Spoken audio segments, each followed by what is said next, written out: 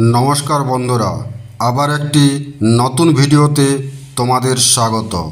আজকে আমরা ইতিহাসের কয়েকটি গুরুত্বপূর্ণ প্রশ্ন নিয়ে আলোচনা করব, যেগুলো বিগত বিভিন্ন বছরের WBCS পরীক্ষাতে এসেছে।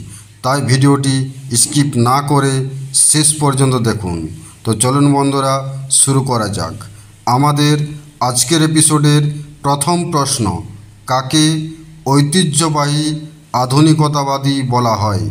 কাকে ঐতিহ্যবাহী আধুনিকতাবাদী বলা হয়?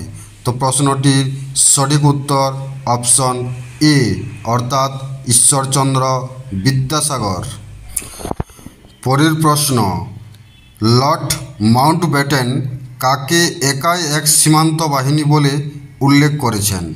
লর্ড মাউন্টব্যাটেন কাকে একাই এক সীমান্ত বাহিনী বলে উল্লেখ করেছেন? তো প্রশ্নটির সঠিক উত্তর অপশন সি, অর্থাৎ মহাত্মা গান্ধী। পরের প্রশ্ন, কাকে ভারতীয় নবজাগরণের ভোরের শুকতারা বলা হয়?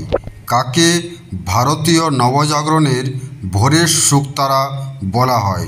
তো প্রশ্নটির সঠিক উত্তর অপশন বি, অর্থাৎ রাজা রামমোহন রায়। পরের প্রশ্ন, সনাতনপন্থী সংস্কারক কাকে বলা হয়? সনাতনপন্থী সংস্কারক কাকে বলা হয়? প্রশ্নটির সঠিক উত্তর অপশন এ, অর্থাৎ ঈশ্বরচন্দ্র বিদ্যাসাগর। পরের প্রশ্ন, কাকে ভারতীয় বিপ্লববাদের জননী বলা হয়? কাকে ভারতীয় বিপ্লববাদের জননী বলা হয়? প্রশ্নটির সঠিক উত্তর অপশন বি, অর্থাৎ মাদাম কামা। পরের প্রশ্ন, কাকে ভারতের লৌহমানব বলা হয়? কাকে ভারতের লৌহমানব বলা হয়? প্রশ্নটির সঠিক উত্তর অপশন সি, অর্থাৎ সর্দার বল্লভভাই প্যাটেল। পরের প্রশ্ন, কোন ভাইসরয়কে উজ্জ্বল বিফলতা বলা হয়? কোন ভাইসরয়কে উজ্জ্বল বিফলতা বলা হয়? প্রশ্নটির সঠিক উত্তর অপশন ডি, অর্থাৎ লর্ড লিটন। পরের প্রশ্ন, আধুনিক ভারতের প্রবক্তা কাকে বলা হয়? আধুনিক ভারতের প্রবক্তা কাকে বলা হয়? তো প্রশ্নটির সঠিক উত্তর অপশন এ, অর্থাৎ রাজা রামমোহন রায়কে। পরের প্রশ্ন, কাকে ভারতের চমৎকার বৃদ্ধ বলা হয়? ভারতের চমৎকার বৃদ্ধ কাকে বলা হয়? তো প্রশ্নটির সঠিক উত্তর অপশন ডি, অর্থাৎ দাদাভাই নৌরোজি। পরের প্রশ্ন, ভারতের অর্ধনগ্ন ফকির ব্রিটিশ প্রধানমন্ত্রী উইনস্টন চার্চিল কার সম্বন্ধে বলেছেন? ভারতের অর্ধনগ্ন ফকির ব্রিটিশ প্রধানমন্ত্রী উইনস্টন চার্চিল কার সম্বন্ধে বলেছেন? তো প্রশ্নটির সঠিক উত্তর অপশন সি, অর্থাৎ মহাত্মা গান্ধী। পরের প্রশ্ন, আমি আপনাদের একটি মুসলিম প্রদেশ জিতেছি কে বলেছিলেন? আমি আপনাদের একটি মুসলিম প্রদেশ জিতেছি কে বলেছিলেন? তো প্রশ্নটির সঠিক উত্তর অপশন এ, অর্থাৎ লর্ড কার্জন।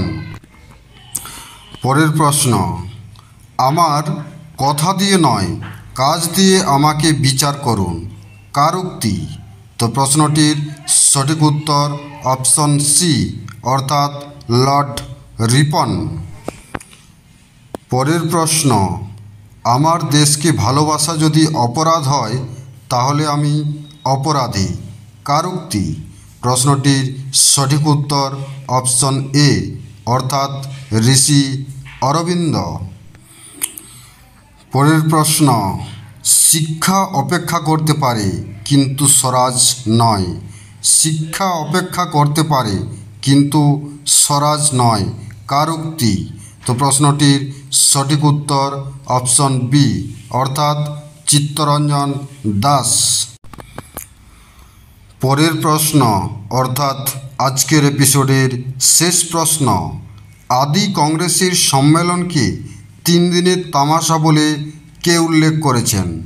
আদি কংগ্রেসের সম্মেলনকে 3 দিনের তামাশা বলে কে উল্লেখ করেন? তো প্রশ্নটির সঠিক উত্তর অপশন বি অর্থাৎ রজনীপাম দত্ত। তো বন্ধুরা, আজকের ভিডিওটি এখানেই শেষ।